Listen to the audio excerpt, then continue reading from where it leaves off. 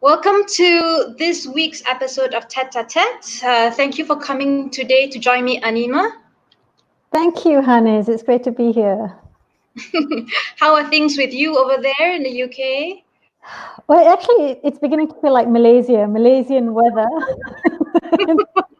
So it's a Is it? typical, oh no, I need to hide from the sun, stay in the shade, kind of very Malaysian thing, whereas the Brits are all out there like, oh, enjoying the sun. Yeah. So Animah Kosai is the Speak Up Queen. She's driven by the inquiry, why do employees stay silent in the face of wrongdoing? She co-founded the Speak Up Academy, a global platform of thought leaders and change makers passionate about increasing safe and thriving organizational cultures where people can speak up on harassment, unsafe practices, and corporate crime. So Animah has written, spoken, and advised on business ethics and integrity for 17 years as a corporate counsel and a thought leader. She explores ethical dilemmas and their consequences. So Animah is Malay English. She's now based in London. She practiced law for 9 years in Malaysia before joining the oil and gas industry as a corporate counsel for 14 years, covering Southeast Asia as Indonesia and India.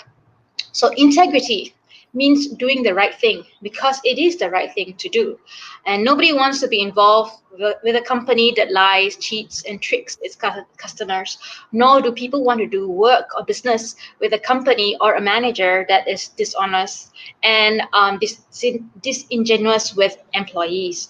So, but the reality is that all of us face integrity-based choices on a regular basis.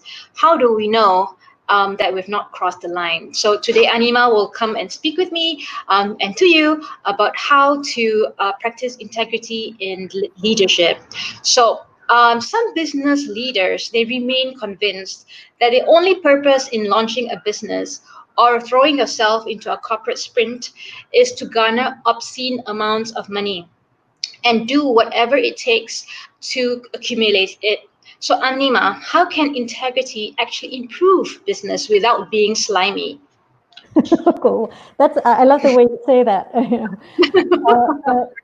Garnering obscene amounts of profits, right? And this reminds me of something my former boss and mentor until today once told me. If you look at a lot of organizations, they will have their values and their purpose and mission up on their website. It's always wonderful. And a lot of them have the word integrity, right? Yeah. And our mission is to whatever. And it's something that's always very positive and purposeful and big, right? Uh-huh. And so this Usually doesn't say make lots of profit. they'll never say that. They won't say that. They might say, deliver shareholder value, and I'll come to that in a while. But when they say that, so my mentor said, that's really a lie. I'll only believe them if they said, we're here to maximize profit. That's our purpose, right? Yeah. Everything else feels like it's lip service. Now that's not true of every organization. I think that's great that more and more businesses nowadays are more purpose driven as opposed to purely profit driven. And I use the word purely because I said profit is important, because if you're not earning money, it's not going to go anywhere. The organization is just going to die, right? Because you need money to sustain yourself. So whether you're a not-for-profit organization, or whether you are a business which is meant to be earning money in order to, we all need to survive, right? I mean, that's a basic premise. So it's about being honest. Yes, we're here to make money. So I think there's a difference between making money and obscene amount of money, and that's the other thing as well. I mean, and we hear of organizations that we feel are doing that. I'm talking about worldwide, not necessarily Malaysia, and not necessarily being kind to their employees at the same time, right? So we see a lot of that in the news, especially nowadays. But I want to come back to your initial thing was, how do we have, what was it? Integrity without being slimy. How does it improve business? Okay. Actually, it really does, because I think now especially we're going back to the issue of purpose, right? consumers, the public, society, we're beginning to judge organizations like, are they doing good for the planet, for society, for people? Or are they simply there just sort of making money? And then, so there's more, I think, especially the younger generation are more sort of asking these questions and holding businesses accountable. I'm not talking about anything illegal. I'm just talking about, what are you doing that may actually be harming the environment or may be harming, for example, you hear about the textile industry, right? Mm-hmm. And then you hear about these factories in Bangladesh where, Yes. people are not being treated very well and there are fires and so on. So, this whole thing about, yes, we have these wonderful clothes and they're sold very affordable, but at the Mm-hmm. cost of maybe possibly people dying. So there's that, people beginning to ask these questions. So when we go back to integrity, it's a really deep meaning. It isn't just honesty. It is about being aligned with our values, right? Mm-hmm. So in a sense that, if you're a leader of an organization, let's just say textiles, for example, you sell t-shirts. Um, and then when it's suddenly brought to your attention that half of your supplies come from, overseas, where people are being are not, workers are not treated properly, they're being abused and so on. What are you as a leader going to do? Are you going to go, oh well, that's business, because if we didn't buy from them, they'd be poor anyway and they wouldn't have jobs and so on? Or would you actively say, and you say, well, I'm not responsible for what, three supply chain, three companies removed, nothing to do with me, right? Or would you say, no, I think it's really important that we can stand by our product and say that we know that anyone who's involved in the creation of this T-shirt has been treated with dignity and fairly and so on. To me, that's leadership. And integrity is really about being aligned with our own personal values.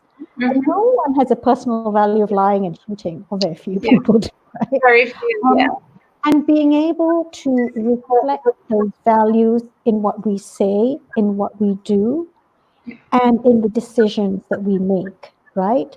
So to me, integrity, it isn't just about not bribing or taking bribes. It goes a lot deeper, and it is really walking, believing in what you do and being really consistent with that. So going back to the question, can you have a business and integrity? Are they aligned? Absolutely, because I think the world is moving that direction. If we Mm-hmm. look over the past, decade or so, we have sustainable development goals that are coming into fruition. ESG, the environment, society, and governance, right? That is a crucial part that organizations need. And in some countries, that's a listing requirement that you need to disclose what you've done from an ESG perspective. So corporations are moving more and more into becoming very responsible, in a sense, responsible corporate citizens. And it's interesting because me and my co-founder, we talk about this a lot, Kanan Manyan, and just last week we were talking about the fact that the corporation has probably become more responsible as a citizen than Yeah. politicians are, right? Yes. Than governments are. And you see, because corporations are led by human beings who do have Mm-hmm. values, right? And a corporation is so much easier to do something compared to a big government that has many, many other stakeholders and pressures compared to a corporation. So I've come to the point that yes, absolutely. If you can display integrity, you're more likely to succeed. And I think now, again, when you look at the younger generation, it's not about who we will buy from and support or who we Yeah. will tune. It's even who we will work for.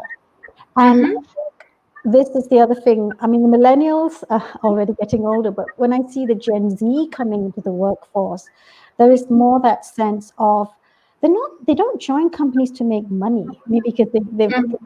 comfortable backgrounds, many of Some them. do. Some do. Some do. Well, money is important, but it is not the be all and end all. And they will. Yeah. That's why That's why the younger generation are very quick to walk away from jobs, because Exactly. they know where their boundaries lie. And the older generation, like me, like, oh, what's wrong with these people? They can't make up their minds. But that's Mm, because they come from a very clear sense, much clearer sense of purpose than the mm, older generation have, right? yeah. So I see the world sort of changing. And so coming back to leadership and integrity, if leaders of an organization are not displaying that integrity, showing what they stand for, and walking the talk, their people, the younger people especially, will leave them. No, we don't believe in this organization. We don't want Mm-hmm. to. And then with that, not only would you possibly lose customers if you're a customer facing organization, but even down the supply chain, whether other companies want to be associated with you, if you're consistently showing that the words you use, lying, cheating, and all that, nobody wants to be associated with a company like that. So it's Yeah. changing. It is definitely changing. So I think when we talk again about leaders and demonstrating integrity, I think today they're far more supported than they have been in the past. They can Mm-hmm. walk away and hold their head high if they need to. Mm-hmm. It's nothing to be ashamed of. If you're a leader of an organization and you leave because you feel, no, I'm being pressured to do something by my investors or my stakeholders that I feel is wrong, and I cannot stand by this, so I will go. Yeah. And you will find other opportunities and more respect from the people actually. So, which brings me to my next question. Saying that you lead your company with integrity is sometimes easier said than done. So, how can you incorporate the culture of honesty and integrity into a business? Well, most companies do it and say that it's their values. Our values are integrity. But I think we've all seen organizations or been in ones where it's integrity and then the leaders do something different. Yeah. For me, it's been quite challenging sometimes standing in front of organizations and talking about ethics. And I see this sarcastic look, cynical looks over people going, oh, so we have to be ethical, but the bosses, and so it has to be across the board, and it especially comes from the leaders. And so repeat your final question again. Just make it. It's easier said than done, but how do you incorporate the culture? It actually has to come from leadership. It really does, in the sense that leaders themselves can be in very difficult situations sometimes, right? So there's pressures coming from different directions. So they may be, they may be told, oh, you have to take this contract because if you don't take this contract, you might have to shed some of your workforce, for example. Very Mm-hmm. difficult balances. But taking this contract may mean compromising on some of the principles that the company is saying they will uphold. So for Yeah. leaders, in a sense, like being aligned, having integrity, what do they do? Yeah. And sometimes, and I've discussed this with leaders as well, and sometimes it's as simple as being upfront and saying, you know what, I don't always have the answers. And being, being open to being vulnerable and saying, look, this is the situation, and I'm inclined to actually take this contract because I do not want to be losing business, and therefore we need to let go of some of our workforce because we can't sustain everybody. Or there could be the situation like, no, we cannot compromise because taking this contract actually might be unethical. Maybe there's or even illegal. Now, if that's the case, the leader has to be very clear and say, no, we're not going to take this, and also take that difficult decision of shedding the workforce, but it has to be done. So Mm-hmm. when leaders are very clear in their heads, in their hearts, in terms of what is the right decision to make, instead of being more like a yes man or a yes woman, like if your investors or your stakeholders telling you, you got to do this, and then doing it. And I've seen leaders who've been incredibly miserable because they feel they've been forced to make decisions that they wouldn't have done if they didn't have that pressure. And it just makes it worse and worse. So really, at the end of the day, um, the leader has to be sort of very clear in their head what can they accept, what can't they accept. Sorry for the entertainment we mentioned cats We've earlier. got a cat butt. he's a bit of a mafia, gangster himself. So it really comes from the leadership, and they set the tone. So if the it's just like, yeah, the fish drops from the head, right? And you will see people leave. The good people will leave, and some feel that, well, they're forced to stay in order to make the change. But in the end, sometimes they end compromising on their own principles. So what we end up with is a workplace where people are really incredibly unhappy because they know they're not doing the right things. They're not being, they're not aligned with their own beliefs and value systems as well.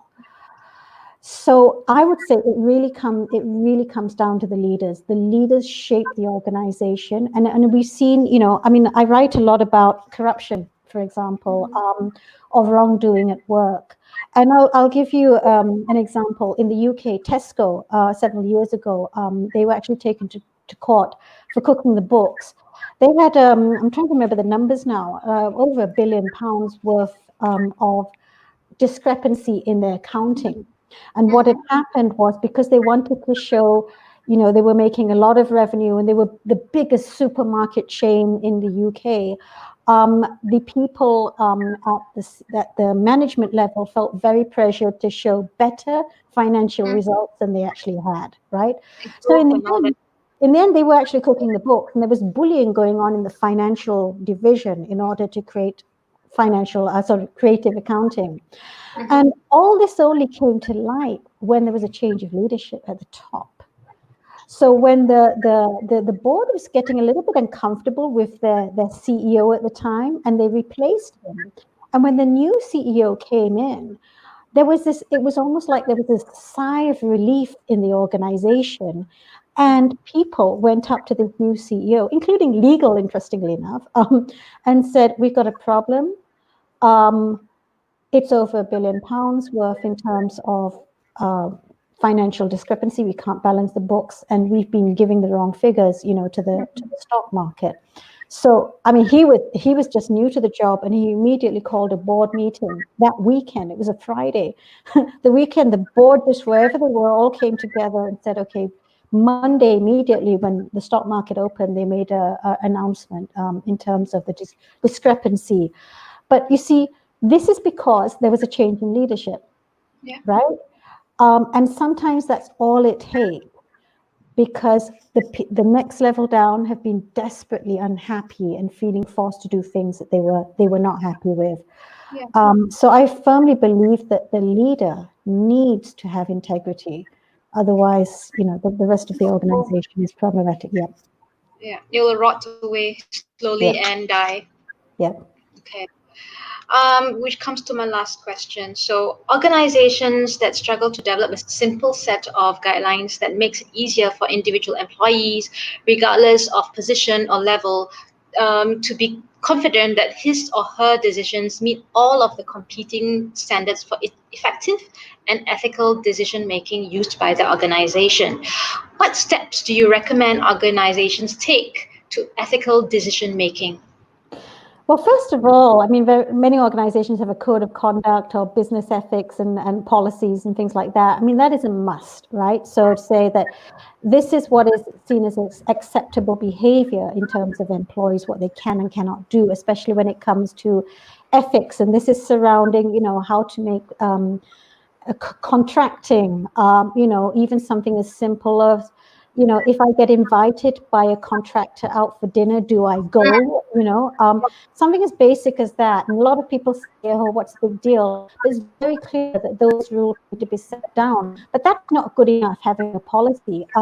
There needs to be a lot of conversation around it. So some of the key people in the organization need to be open to questions. So whether that's someone in compliance, even the CEO, all the senior executives and managers need to be open when people come to them and say, I don't know what to do. I mean, this contractor is asking me to do this and I'm not sure, can I or not? So those conversations, have them, it's really important to be open to people coming and asking, and not immediately feeling like they'll be told, no, you can't do that. At least allow them to be heard. Right? Because you typically have people in sales who say, hey, we want to take these clients out. But then they're saying it's against their ethics policy, and what should we do? Have those conversations, and then come down to, well, what's the right thing to do? Why are we doing this? So, for example, if a contractor says, we want to take you out to this really nice, expensive dinner, some of the questions to be asked is, well, is there a bid evaluation going on at the same time, or are we in contractual dispute? Or is this something that they're trying to sort of get out of us? Am I the right person to even be talking to them if I'm going to make a decision as to whether their contract is renewed or not? Probably not, because then you end up in a favor situation. Eventually it goes down the lines of bribery. I mean, and that needs to be very clear. So I would say step one, policy has to be in place. Step two, be open to those conversations and support your employees who are willing to have those conversations, and thank them for coming forward when they declare something that they're not sure about.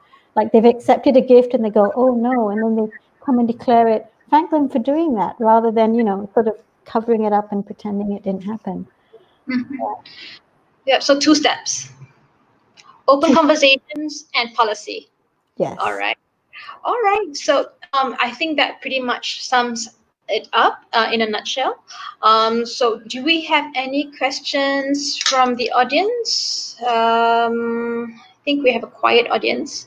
So, but if you do have a question that you want to ask us later, you can always leave your question or comment in the chat box. And I'd like to thank you again, Animah, for making time to join me today. Most welcome. I hope it helped. It does, and I think it will help a lot of people get a clearer picture of what to do when they're in a tough situation. So how do we reach out to you, Animah, if they do have issues that they want to Well, contact me on LinkedIn. That's probably the best place to find me. I do have a website as well, Speak Up at Work, which I think you will put there. I've also co-founded the Speak Up Academy, which is fairly recent, but this is where we have thought leaders and experts, and we invite people more in the sort of compliance and leadership space to join us as we have a lot of conversations, not just about integrity, but actually speaking up on wrongdoing in the areas of harassment, safety, and crimes like corruption, bribery, fraud, and so on. Okay, I will put up the link later on. So for those who would like to reach out to Animah, please do so there. Thank you again, Animah, and thank you for joining us today. See you next week. Please subscribe to our channel. Thank you. Thank you, Hanniz, and thanks everyone. Bye. Bye.